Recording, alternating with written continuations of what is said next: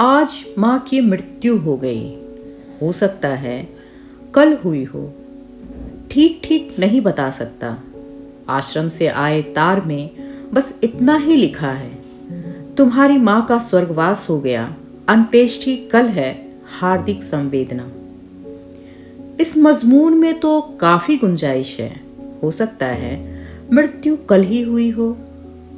मारेंगो का वृद्धा आश्रम अल्जियर्स नगर से कोई 51 मील दूर है। 2 बजे की बस लूं तो दिन छिपे से काफी पहले वहां पहुंच लूंगा। सबके सिरहाने रथ जगह की प्रथा निभाकर कल शाम तक आसानी से लौटा भी जा सकेगा। अपने साहब से 2 दिन की छुट्टी मांग ली है। ऐसे मौके पर वे मना भी कैसे करते। फिर भी जाने क्यों मुझे लगा जैसे वे झुंझला गए हैं। मैं बिना सोचे ही बोल पड़ा, माफ कीजिए सर, इसमें देखिए मेरा तो कोई कसूर नहीं। बाद में ख्याल आया कि यह सब मुझे नहीं कहना था। मुझे माफी मांगने की क्या जरूरत थी। यह तो खुद उन्हें ही चाहिए था कि हमदर्दी जताते या ऐसी ही कोई औपचारिक बात कहते। परसों गमी के कपड़ों में देखकर शायद कुछ कहें। फिलहाल तो लगता ही नहीं कि मां नहीं रही। अंत्येष्टि से पक्का हो जाएगा, कहिए बकायदा सरकारी मुहर लग जाएगी। मैंने 2 बजे की बस ली। चिलचिलाती गर्म दोपहर का समय था। रोज की तरह आज भी मैंने सेलेस्टे के रेस्तरां में खाना खाया था। आज सब लोग बेहद मेहरबान थे। सेलेस्टे बोला, माँ की बराबरी कोई नहीं कर सकता। जब मैं बाहर आया तो सब के सब मुझे दरवाजे तक छोड़ने आए। आते आते तो एकदम हड़बड़ी सी मच गई। ऐन मौके पर मुझे काली टाई और बाह पर बांधने का काला मुहर्रमी पट्टा लाने के लिए इमैनुअल के यहाँ भागना पड़ा। उसके चाचा जी भी कुछ ही महीनों पहले गुजरे थे, सो उसके पास यह सब था। बस दौड़ते दौड़ते पकड़ी। सड़क और आसमान का दौड़ता चौंधा, पेट्रोल का बदबूदार धुआं और रास्ते के झटके, और फिर ऊपर से वह भाग दौड़। शायद इसीलिए मैं बैठते ही ऊँघने लगा। बहरहाल ज्यादातर रास्ता सोते सोते कटा। आंखें खुली तो देखा एक सिपाही पर लदा हूं। उसने बत्ती सी चमकाकर पूछा, क्या मैं दूर से बस में बैठा आ रहा हूं। बात करने को मेरा मन नहीं था, इसलिए सिर्फ सिर हिलाकर बात खत्म कर दी। गांव से आश्रम की दूरी कोई मील भर से ज्यादा होगी। पैदल ही रास्ता तय किया। सीधे मां को देखना चाहा तो चौकीदार बोला कि पहले वार्डन से मिलना होगा। वार्डन व्यस्त थे, इसलिए थोड़ी देर राह देखनी पड़ी। जितनी देर मैं बैठा राह देखता रहा, चौकीदार मुझसे गप्पे लड़ाता रहा। फिर मुझे दफ्तर ले गया। वार्डन सफेद बालों वाला ठिगना सा आदमी था। कोट के काज में लीजन ऑफ ऑनर का प्रतीक था, छोटा सा गुलाब लगाए हुए। वार्डन अपनी नीली नीली पनीली आंखों से मुझे देर तक देखता रहा। फिर हमने हाथ मिलाए। मेरे हाथ को वह इतनी देर तक हाथ में लिए रहा कि मुझे बेचैनी महसूस होने लगी। इसके बाद मेज पर रखे रजिस्टर को उलट पलट कर बोला, मैदाम म्योरसॉल 3 साल पहले इस आश्रम में आई थीं। जीविका का उनका अपना कोई साधन नहीं था, इसलिए उनका सारा भार आपके ही ऊपर था। मुझे ऐसा लगने लगा मानो वह मुझे किसी बात के लिए अपराधी ठहरा रहा हो। इसलिए मैंने सफाई देनी शुरू की तो उसने बीच में ही टोक दिया, बेटा तुम अपनी सफाई क्यों दे रहे हो। मैंने तो खुद उनका पिछला रिकॉर्ड देखा है। तुम तो खुद इस स्थिति में नहीं थे कि ठीक से माँ का भरण पोषण का बोझ उठा सको। अपनी देखभाल के लिए उन्हें हर वक्त एक आदमी की जरूरत थी, और मुझसे छिपा तो नहीं है कि तुम्हारी जैसी नौकरी करने वाले लड़के की तनख्वाह ही कितनी होती है। बहरहाल आश्रम में वे काफ़ी खुश ही थीं। मैंने कहा, जी हाँ सर, मेरा भी यही विश्वास है। इस पर वह बोला, अपनी उम्र के कई लोगों से उनकी अच्छी पटती थी। लोग अपनी पीढ़ी वालों से ही ज़्यादा खुश रहते हैं। तुम तो खुद अभी काफ़ी छोटे हो, उनके साथी की कमी थोड़े ही पूरे कर सकते हो। बात सही थी। जिन दिनों हम लोग साथ साथ रहते थे, माँ मुझे बस देखती रहती थी। बातचीत हम लोगों में शायद ही कभी हुई हो। आश्रम के पहले कुछ हफ्ते में तो वो काफ़ी रोई धोई, लेकिन यह सब रोना धोना मन ना लगने के कारण था। 1-2 महीने बाद तो यह हालत हो गई थी कि उनके आश्रम छोड़ने के लिए कहो तो रोने लगे। यह भी उनको भयानक सजा देना था। यही कारण था कि पिछले साल उनसे बहुत ही कम मैं मिलने गया। दूसरे वहां जाने का अर्थ यह भी था कि अपने एक रविवार बिगाड़ो, बस तक जाने की तवालत उठाओ, टिकट खरीदो, सफर में दोनों तरफ से 2-2 घंटे बैठे बैठे धूल फांको, आने और जाने में पक्के 2-2 घंटे। खैर, इस सारे सिरदर्द का तो जिक्र ही छोड़िए। मैंने ध्यान ही नहीं दिया कि वार्डन क्या बोल रहा था। आखिर में वह बोला, अब तो सब मेरा ख्याल है तुम माँ के दर्शन करोगे। मैंने कुछ जवाब नहीं दिया और उठ खड़ा हुआ। आगे आगे वह दरवाजे की तरफ बढ़ा। जीना उतरते हुए उसने समझाया, तुम्हारी माँ का शव मुर्दा घर में रखा दिया है, जिससे दूसरे बूढ़ों का मन खराब ना हो। मेरा मंशा समझे ना, यहाँ तो हर वक्त कोई ना कोई मरता ही रहता है।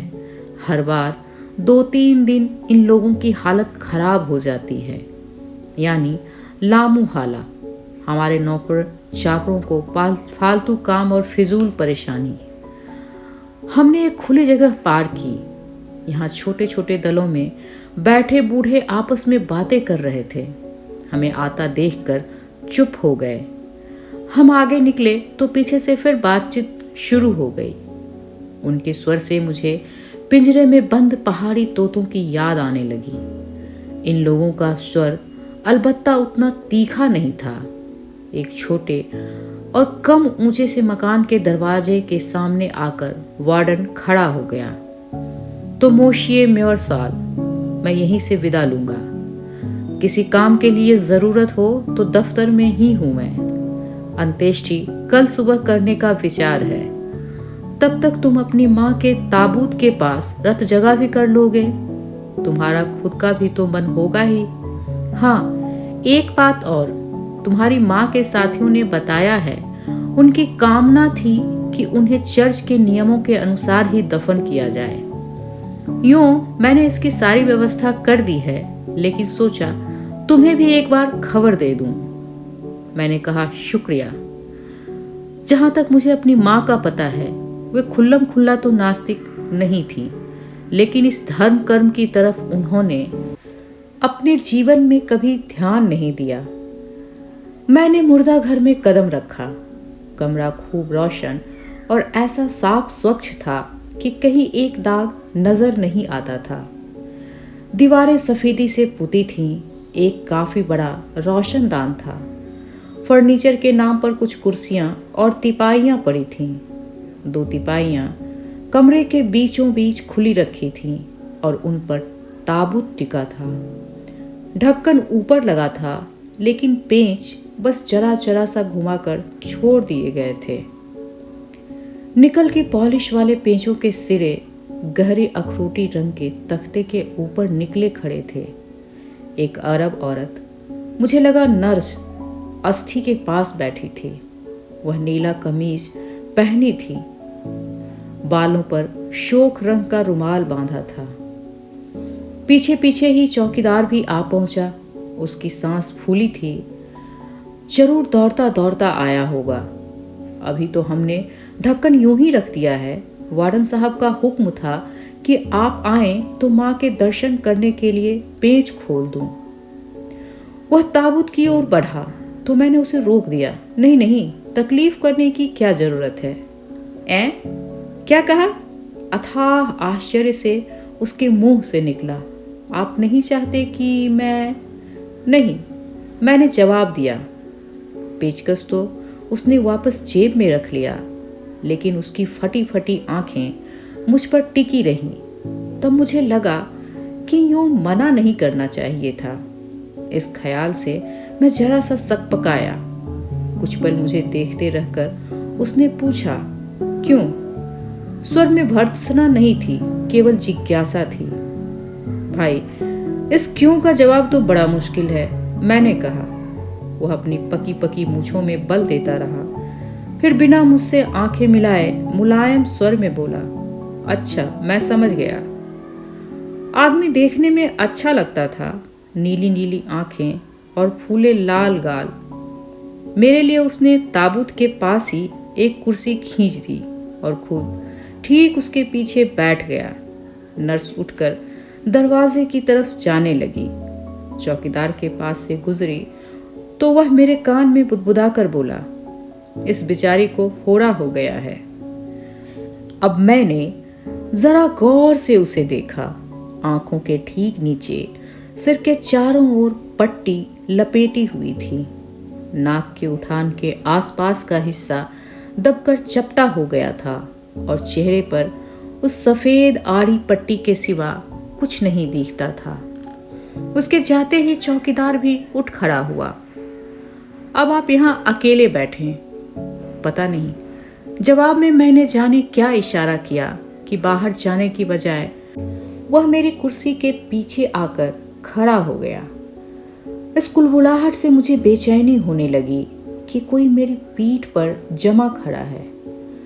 दिन ढल रहा था और सारे कमरे में सुखद सुकुमार धूप का ज्वार उमड़ पड़ा था। रोशनदान के शीशे पर दो तितैये भनन भनन कर रहे थे। मैं ऐसा उनिंदा हो रहा था कि आंखें ही नहीं खुल रही थीं। बिना पीछे मुड़े ही मैंने चौकीदार से पूछा, इस आश्रम में तुम्हें कितने दिन हो गए?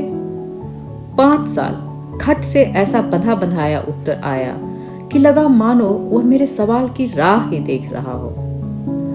अब तो बस उसकी मशीन ही चालू हो गई। 10 साल पहले अगर कोई उसे बताता कि तुम्हारी जिंदगी मोरंगे को आश्रम में चौकीदारी करते बीतेगी तो वह हरगिज हरगिज विश्वास न करता। बताया उम्र 64 साल है और रहने वाला पेरिस का है। जैसे ही उसने यह बताया तो मैंने बिना सोचे समझे बोला, अच्छा, तो तुम यहाँ के रहने वाले नहीं हो? तब याद आया वार्डन के पास ले जाने से पहले भी उसने माँ के बारे में कुछ बताया था।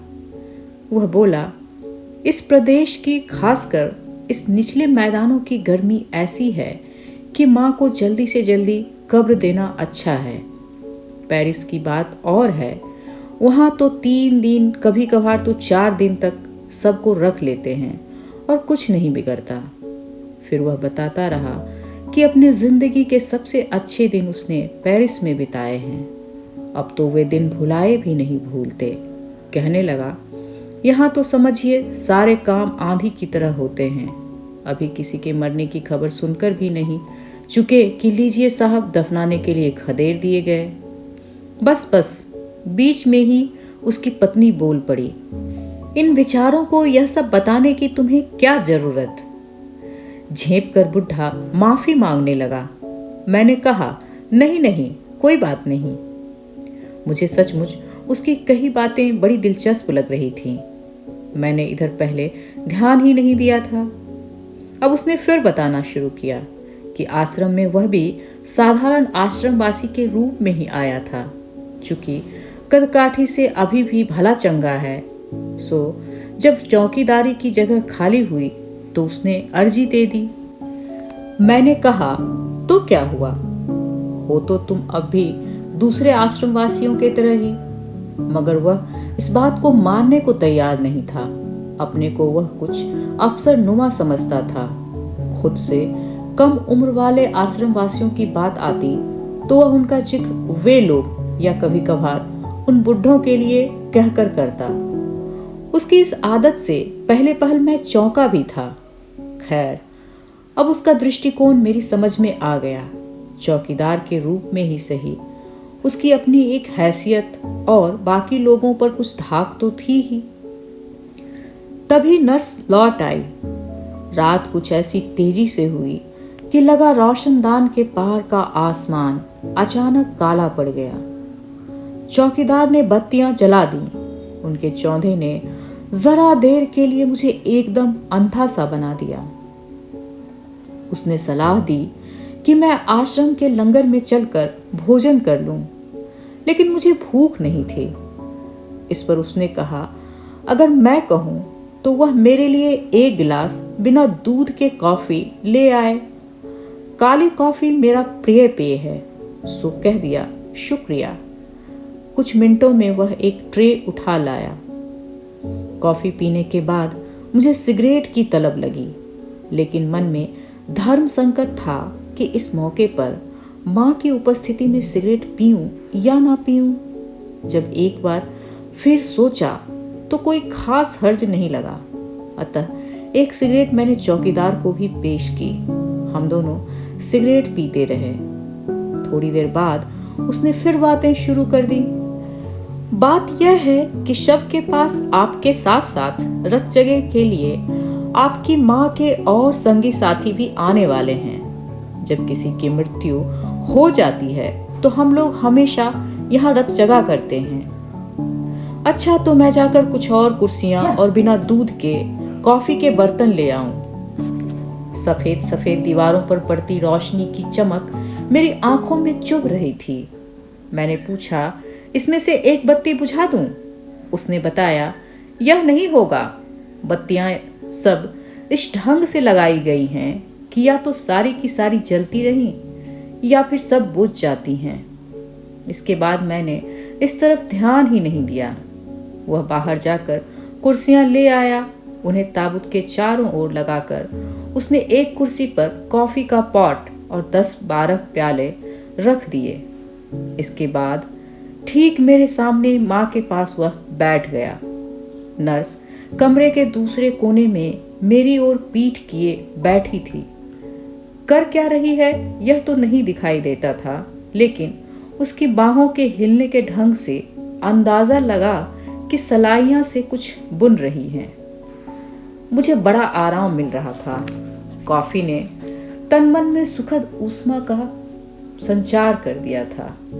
खुले दरवाजों से फूलों की भीनी भीनी गंध और रात की ठंडी ठंडी हवा के झोंके आ रहे थे। शायद कुछ पल के लिए मेरी आंखें भी झपक गईं। अजीब सी सरसराहट की आवाज कानों में पड़ी तो जागा।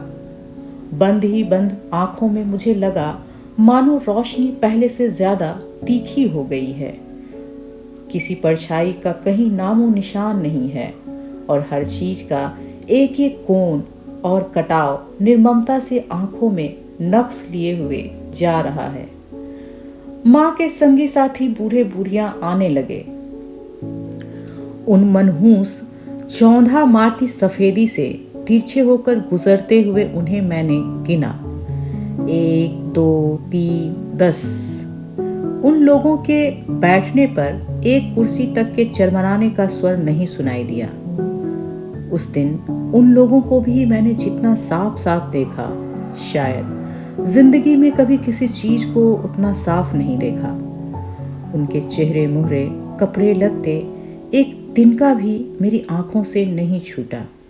और फिर भी मजा यह कि मुझे उनकी एक भी बात, एक की भी आवाज नहीं सुनाई देती। मैं विश्वास ही नहीं कर पा रहा था कि वे सचमुच हैं भी या नहीं। लगभग सभी महिलाओं ने सामने एप्रन बांध रखे थे।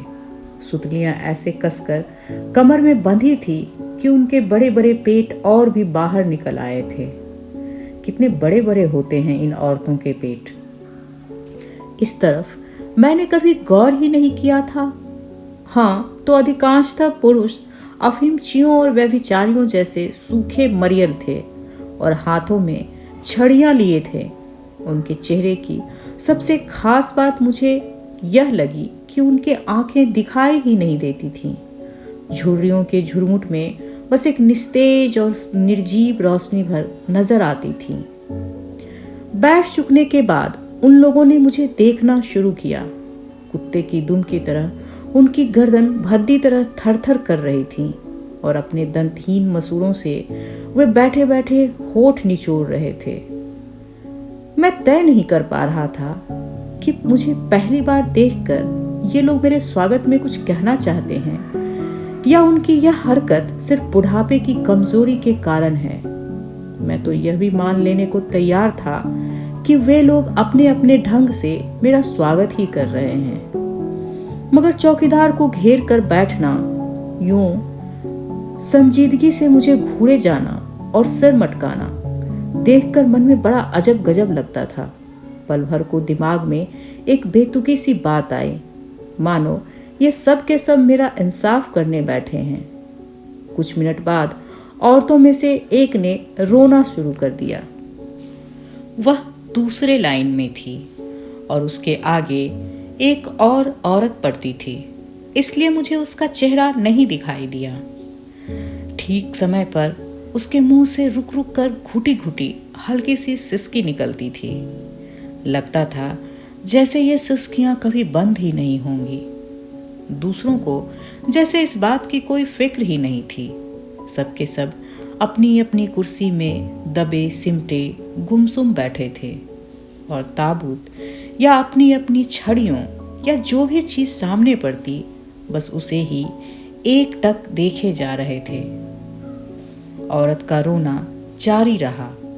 मुझे बड़ा आश्चर्य भी हुआ। इस औरत को तो मैं जानता तक नहीं।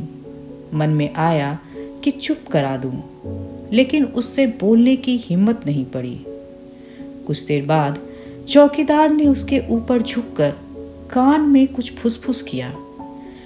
जवाब में औरत ने केवल सिर झटका और मुंह ही मुंह में कुछ बोली, जो सुनाई तो नहीं दिया, लेकिन रोना अपनी उसी गति से चलता रहा।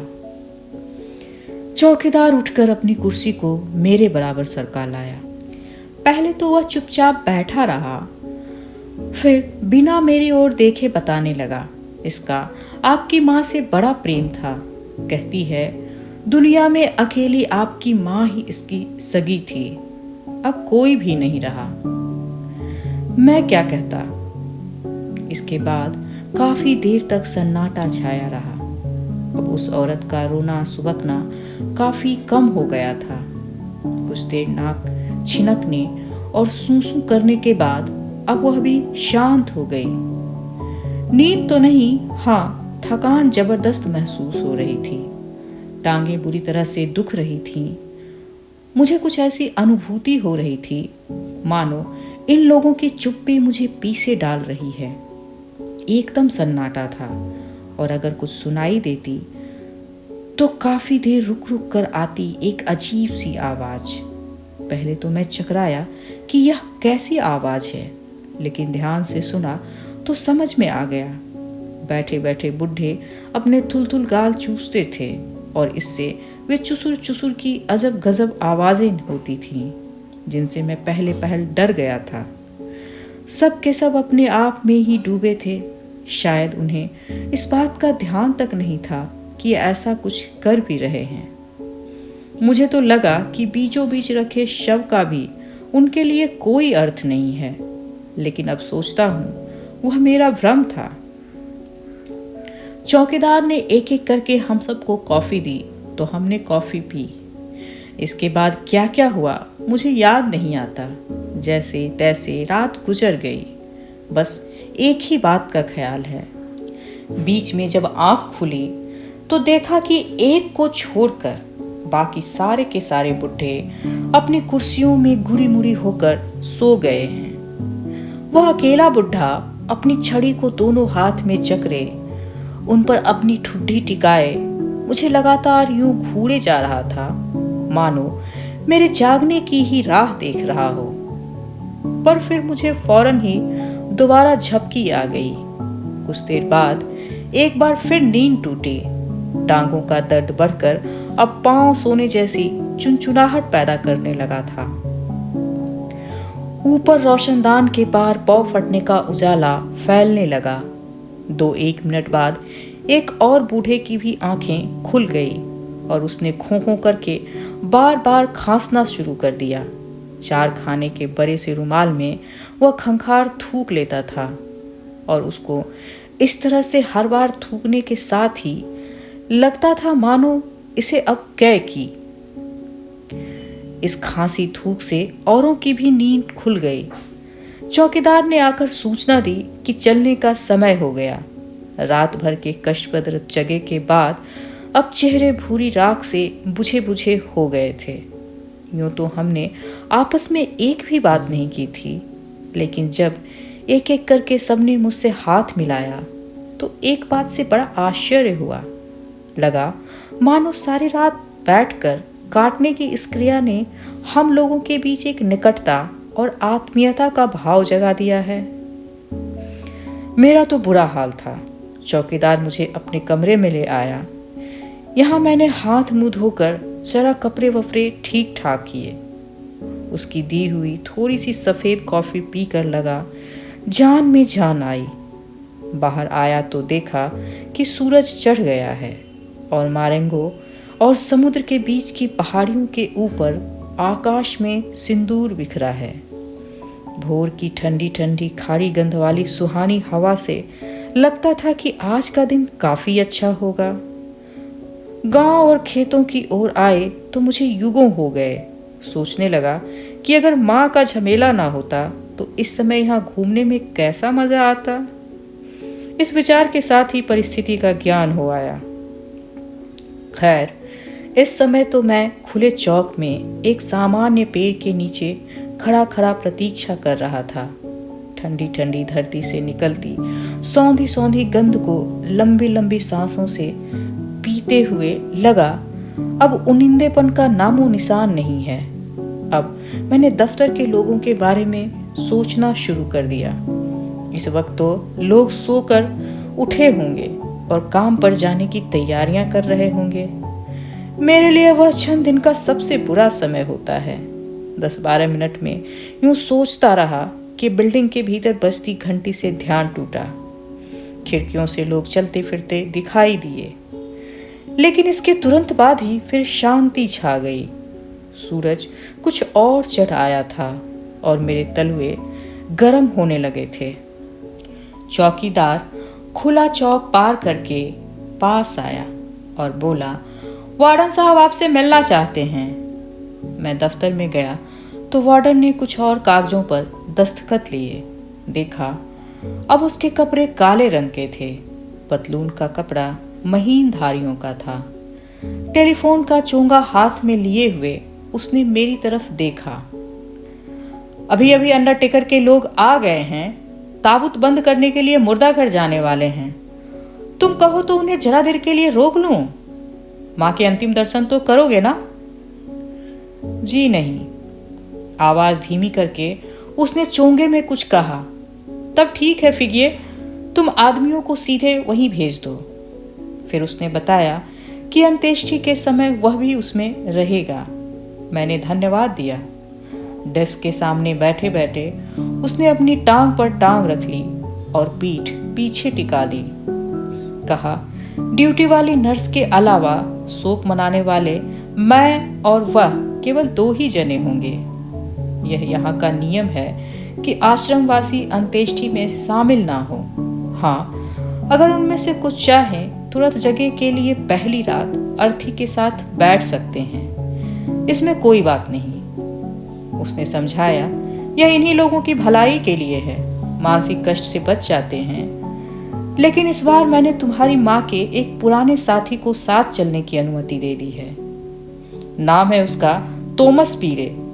वार्डन के चेहरे पर हल्की सी मुस्कुराहट आ गई। यह प्रसंग भी एक तरह से बड़ा करुणाजनक है। तुम्हारी माँ और ये साहब बड़े अभिन्न मित्र जैसे हो गए थे। अपनी इस नई मंगेतर के लिए दूसरे बूढ़े लोग पीरे को चिढ़ाया करते थे। पूछते थे, शादी कब कर रहे हो? पीरे हंसकर उड़ा देते। सो एक तरह से यह यहाँ का अस्थाई मजाक था। सोच ही सकते हो तुम्हारी माँ के ना रहने से इनके दिल पर क्या गुजर रही होगी। मुझे खुद लगा कि अंत्येष्टि में शामिल होने के इनकी प्रार्थना को ना मानना ज्यादती होगी। हाँ, डॉक्टर की सलाह मानकर मैंने पिछली रात इन्हें शव के पास रत जगह नहीं करने दिया। कुछ देर बिना कुछ बोले चाले हम लोग यूं ही बैठे रहे। फिर वार्डन उठकर खिड़की के पास गया और बोला, अरे मारेंगो के पादरी साहब तो चले आ रहे हैं, वक्त से भी पहले ही आ गए हैं। चर्च गांव में है, वहां तक पहुंचते पहुंचते 1 पौन घंटा लग जाएगा। यह बताकर वार्डन नीचे चला गया। पादरी मुर्दा घर के सामने ही खड़ा प्रतीक्षा कर रहा था। साथ में 2 सहायक थे। एक के हाथ में धूपदान था। उसके ऊपर झुका झुका पादरी उसे लटकाने वाली चांदी की जंजीर ठीक कर रहा था। हमें देखा तो तनकर सीधा खड़ा हो गया। मुझसे बेटे बेटे कहकर 2-4 बातें की, फिर आगे आगे मुर्दा घर चल दिया। घुसते ही मैंने देखा कि ताबूत के पीछे 4 व्यक्ति काले कपड़े पहने खड़े हैं। पेच कसे जा चुके हैं। ठीक उसी समय वार्डन को कहते सुना कि ताबूत ले चलने की गाड़ी आ गई है। पादरी ने प्रार्थनाएं शुरू कर दी। इसके बाद सब लोग चल पड़े। काले रंग की एक पट्टी को पकड़े पकड़े वे 4 व्यक्ति ताबूत के पास आ गए। उनके पीछे पीछे लाइन में पादरी, प्रार्थनाएं गाने वाले लड़के और फिर मैं। दरवाजे से लगी एक महिला खड़ी थी। इसे मैंने पहली बार देखा था। वार्डन ने उसे बताया, यही मोशिए म्योर सोल हैं। उसका नाम पहले मेरे पल्ले नहीं पड़ा, लेकिन यह समझ गया कि इसी आश्रम की परिचारिका सिस्टर हैं। मेरे परिचय के साथ उसके लंबे सूखे से चेहरे पर मुस्कुराहट की एक रेखा तक नहीं झलकी। बस वह जरा सा सामने झुककर रह गई। ताबूत को गुजरने देने के लिए हम लोग दरवाजे से हटकर खड़े हो गए। जब ताबूत निकल कर गया तो ले चलने वालों के पीछे पीछे हो लिए और लंबा सा गलियारा पार करके सामने वाले फाटक पर आ गए। यहाँ ताबूत के लिए गाड़ी तैयार खड़ी थी। लंबी चमचम करती काली वार्निश पुती इस गाड़ी को देखकर मुझे दफ्तर के कलमदान का धुंधला सा ध्यान हो आया। गाड़ी के बगल में ही अजीबो गरीब कपड़े पहने एक छोटा सा व्यक्ति खड़ा था। बाद में जाना ये साहब अंत्येष्टि की देखरेख करने के लिए हैं। एक तरह पुरोहित ही समझो। उसके पास ही बड़े लाचार और झेपे झेपे से दिखते मेरी माँ के खालुस खास मित्र महाशय पीरे खड़े थे। सिर पर फेल्ट हैट था, जिसकी टुपिया फिरनी के बर्तन जैसी और किनारे बेहद चौड़े थे। जूतों पर हारमोनियम के पर्दे की ताल लय दिखाती पतलून और चौड़े चौड़े ऊंचे सफेद कॉलर पर निहायत पिद्दी सी दिखती काली टाई। जैसे ही ताबूत दरवाजे से बाहर निकला कि आपने झटके से टोप उतार लिए। पकौड़े जैसी फूली फुंसियों लदी नाक के नीचे होठ फड़क रहे थे, लेकिन सबसे ज्यादा ध्यान उनके कानों की ओर आकर्षित हुआ। कनपटियों की जर्दी पर लाह के बुल्लों जैसे दिखते बाहर को निकले लाल लाल कान और उनके चारों ओर सिरों पर सफेद सफेद रोशनी वालों के गुच्छों की कोट। अंडरटेकर के सेवकों ने हाँक कर हमें अपनी अपनी जगह कर दिया था।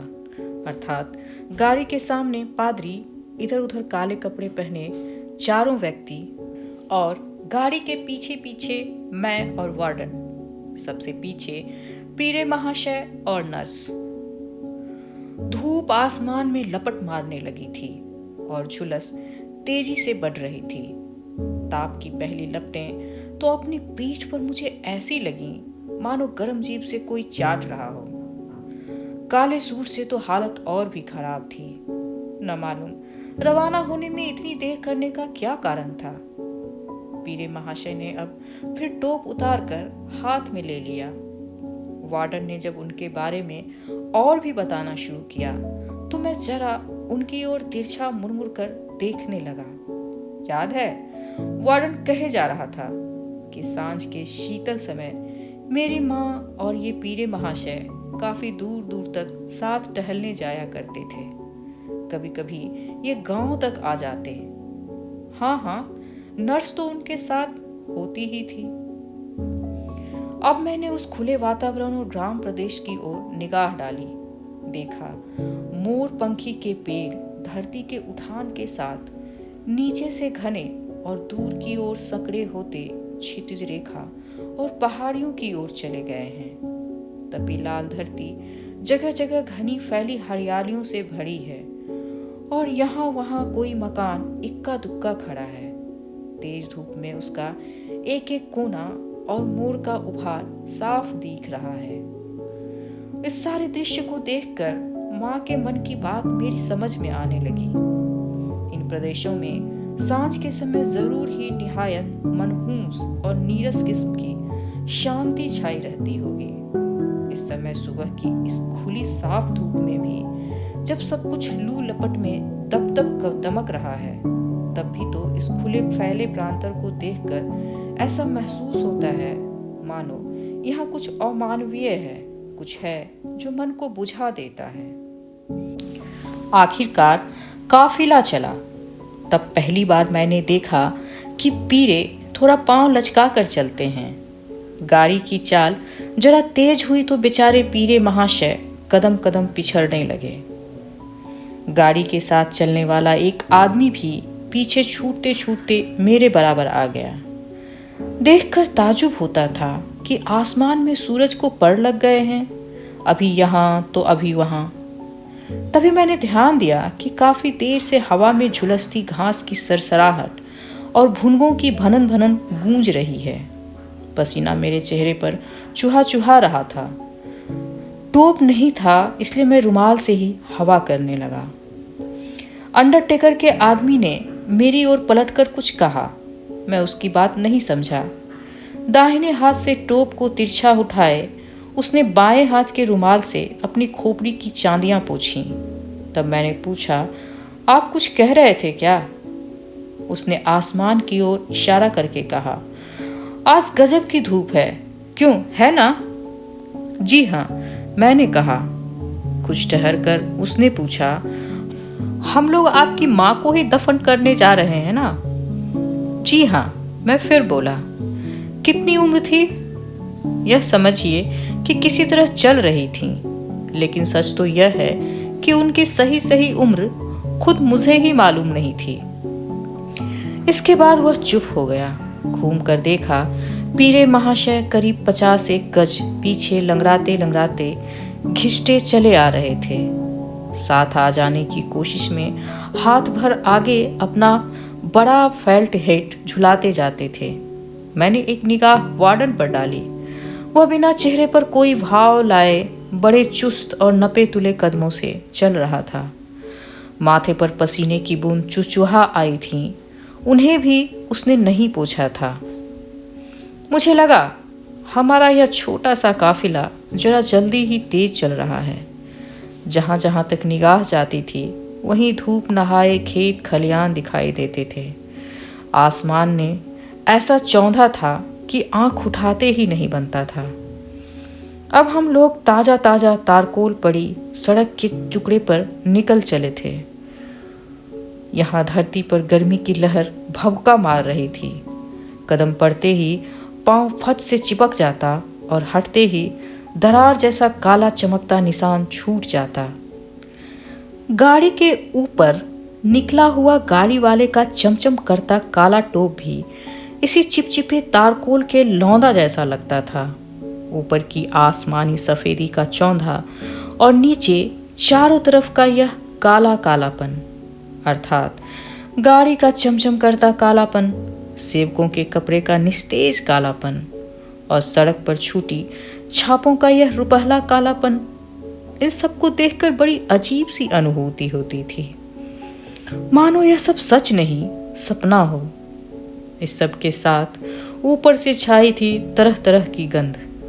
गाड़ी के चमड़े और लीद की गंध के साथ मिली जुली लोबान और अगरू के गंध के भभके। रात की उखरी उखरी नींद की खुमारी और इस सारे वातावरण के कारण मुझे लगता था जैसे मेरी आंखें और विचार शक्ति धुंधली होती हुई चली जा रही है।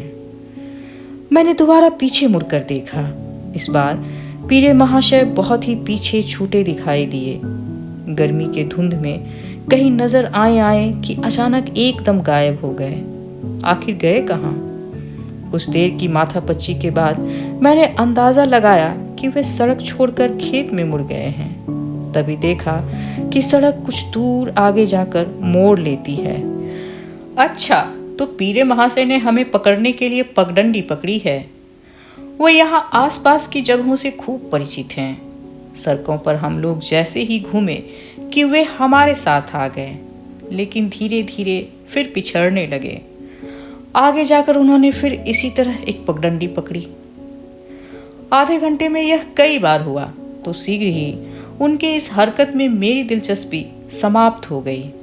कनपटियों में भड़कन हो रही थी और जैसे तैसे अपने को घसीट रहा था। इसके बाद का सारा काम बड़ी हबड़ दबड़ में और कुछ ऐसे मशीनी नपे तुले ढंग से हुआ कि मुझे अब कोई बात याद नहीं। हाँ, याद है बस इतना कि जब हम गांव के सिरे तक पहुंचे तो नर्स ने मुझसे कुछ कहा था। उसका स्वर सुनकर मैं चौंक पड़ा।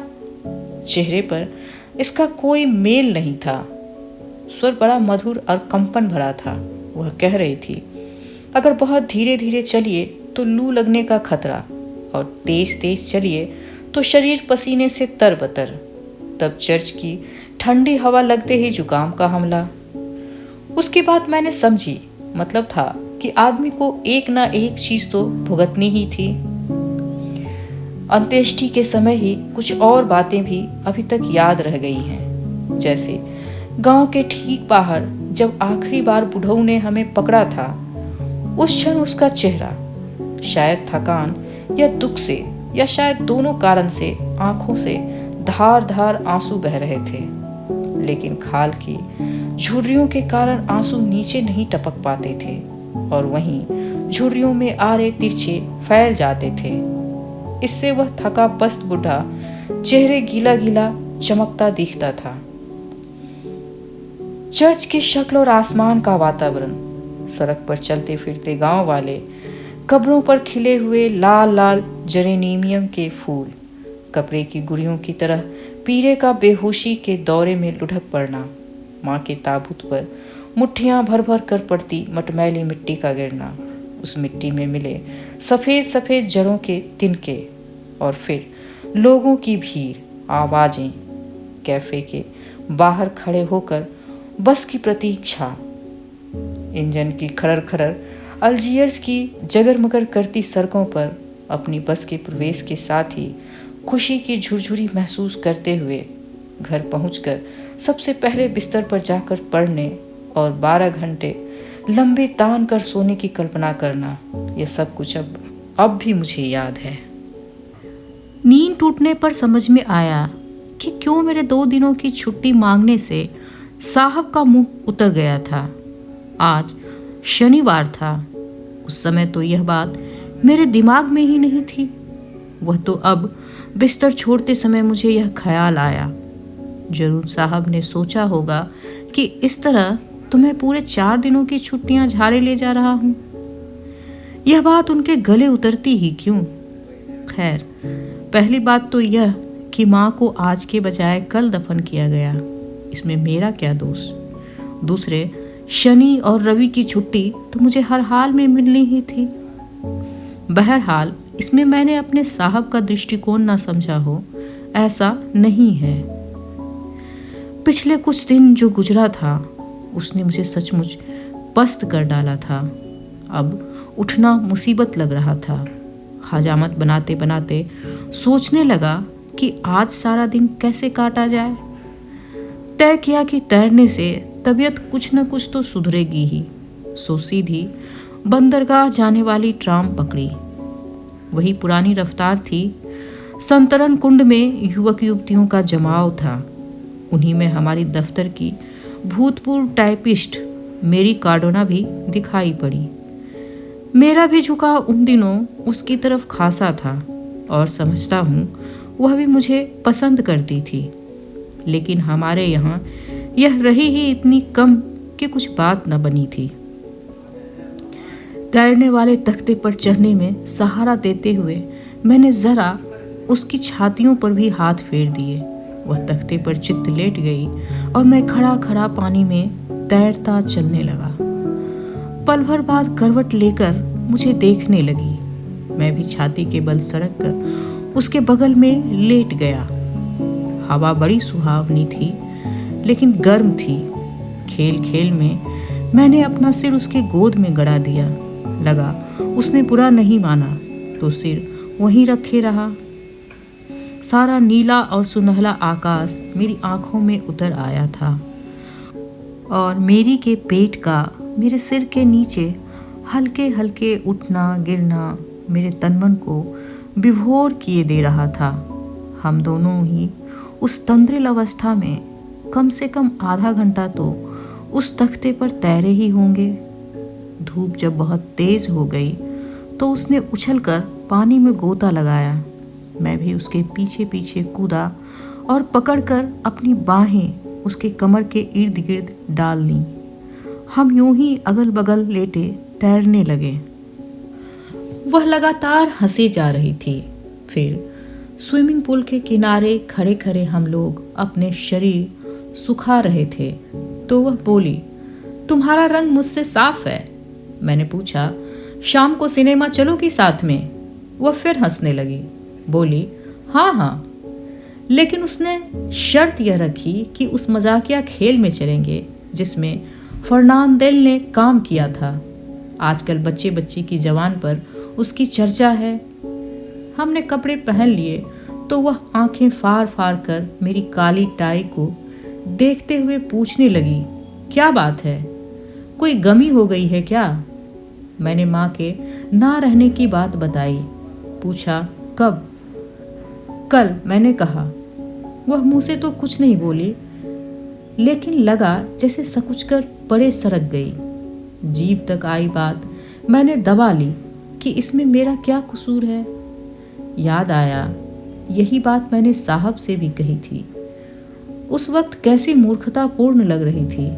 यूं मूर्खतापूर्ण लगे ना लगे, लेकिन इसमें कोई शक नहीं कि ऐसी बातों से मन में अपराध भावना जरूर महसूस होने लगती है।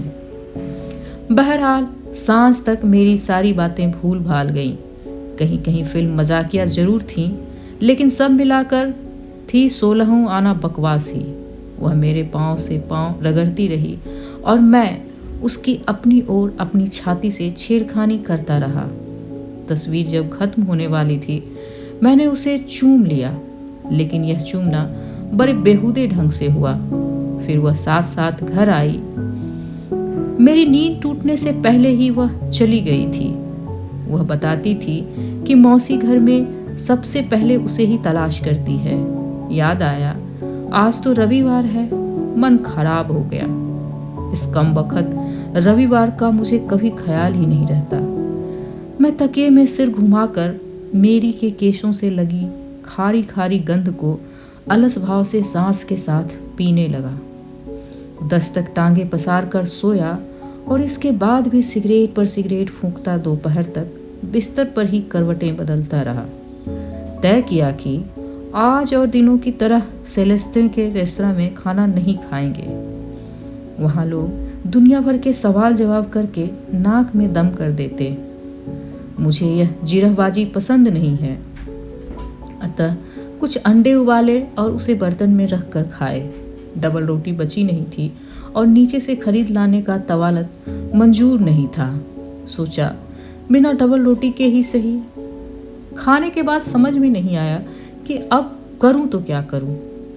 बस अपने उस छोटे से फ्लैट में इधर से उधर चक्कर लगाता रहा। माँ साथ थी तो यह फ्लैट हमारे रिहायश के लिए काफ़ी था। अब मुझ अकेले के लिए तो बहुत बड़ा पड़ता था, सो मैं खाने की मेज़ को सोने के कमरे में ही खींच लाया था। मेरे उपयोग का बस यही एक कमरा रह गया था। सारा ज़रूरत का फर्नीचर इसमें था। पीतल का पलंग, एक श्रृंगार मेज, बेंत की कुछ कुर्सियाँ जिनमें बैठने की जगह गड्ढे पड़ गए थे, दाग दगीले शीशे वाली कपड़े टांगने की अलमारी। बाकी के फ्लैट से चूंकि काम ही नहीं पड़ता था, इसलिए मैंने उसकी साज संवार का सिरदर्द भी छोड़ दिया था।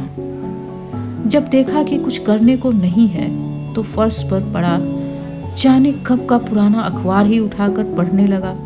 उसमें क्रूसेंट साल्ट का एक विज्ञापन था। मैंने उसे काटकर अपने एल्बम में चिपका लिया। अखबार में जो चीज़ें मुझे मज़ेदार लगती थीं उन्हें मैं इसी एल्बम में चिपका लेता था। मलमल कर हाथ धोए और लाचार बाहर बालकनी में निकल आया। जब कहीं मन न लगता तो मैं यहीं आ जाता। सोने वाला कमरा मोहल्ले की खास सड़क की तरफ पड़ता था। हालांकि मौसम बड़ा खुला और सुहाना था, लेकिन सड़क के पत्थर अब भी काले काले चमक रहे थे। सड़क पर भीड़ नहीं थी और जो भी दो चार आदमी थे सब निरुद्देश निरर्थक भाग दौड़ करते लगते थे। सबसे पहले छुट्टी की सांझ का सैर करने जाता हुआ एक परिवार आता दिखाई दिया। आगे आगे मल्लाहों जैसे सूट पहने दो छोटे छोटे छोकरे थे। उनकी पतलूनें मुश्किल से टखनों तक पहुंचती थीं और रविवार के अपने सबसे अच्छे कपड़ों में भी वे उजबक से दिखते थे। फिर बड़ी सी गुलाबी बो लगाए काले पैटर्न चमड़े के जूते पहने छोटी सी लड़की, पीछे पीछे बादामी रंग के रेशमी कपड़ों में उनकी भारी भरकम माँ और चुस्त दुरुस्त कपड़ों में उनका बाप।